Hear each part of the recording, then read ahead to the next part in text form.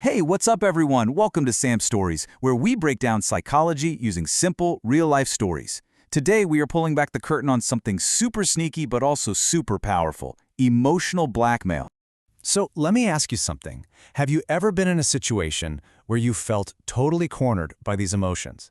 Like you had absolutely no choice, but you just give in? If that sounds familiar, you might have been dealing with this without even knowing what to call it. So what exactly is the deal with this? We're not talking about some Hollywood movie scene with briefcases of cash. Nah, this is a way more subtle psychological game that someone close to you, could be a partner, a parent, even a friend, plays to get their way. And the core of it all is this thing called FOG. How perfect is that acronym, right? Because that is exactly how it feels. You're trying to navigate this thick, soupy fog where you can't think straight and you're just totally confused. This FOG, it's their secret weapon. You gotta understand, this isn't just some random fight that happens once. Emotional blackmail is a predictable, repeating cycle. And once you see the pattern, you can finally start to get a grip on it. And here it is, the entire playbook, laid out for you. It all kicks off with a simple demand. You, naturally, push back a bit.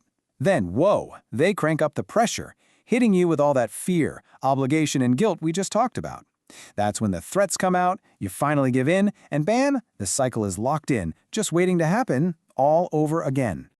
Okay, this right here is the fork in the road. It's the whole ballgame. How you choose to respond when the threats start flying is what changes everything. If you comply, you're basically teaching them that their tactic works, and you better believe they're going to use it again. But if you resist, yeah, it's going to be uncomfortable for a minute, but that is your chance to break the cycle for good.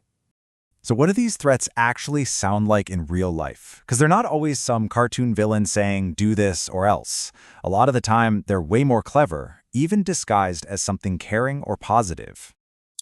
This one. The absolute classic. This is pure guilt tripping. It's not a real question, it's a test. And the message underneath is loud and clear. If you don't do what I want, then your love for me is fake. And then there's this one, which is just heavy. This is a massive play on your fear and your sense of obligation. It puts you in a position where you feel responsible for their actual life. It's a really, really powerful way to keep someone trapped. This is a classic us versus you move. Suddenly, they're the poor victim, you're the big bad villain, and they've got this imaginary army of everyone who agrees with them. It's all designed to make you feel isolated and guilty enough to back down. See how sneaky this stuff is?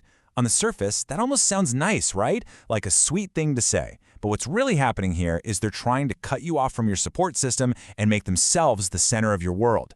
It's a threat disguised as a compliment. All right, so after all that, here is the good news. You are not powerless here. Not even close. You actually hold the keys to slam on the brakes and stop this whole cycle dead in its tracks. For real, this is the game changer. Just being able to take a step back in the moment and think, oh, wait a minute, this is the pressure stage, it takes away so much of its power. Once you can name what's happening, you can start to disarm it. So here's your roadmap out of the fog. These steps move you from being a passenger to being the driver. You watch what's happening, you state your limits loud and clear, and you call in for backup if things get too intense. This is the kind of stuff we talk about all the time on this channel. So if you're serious about your life, this is a must-watch for you.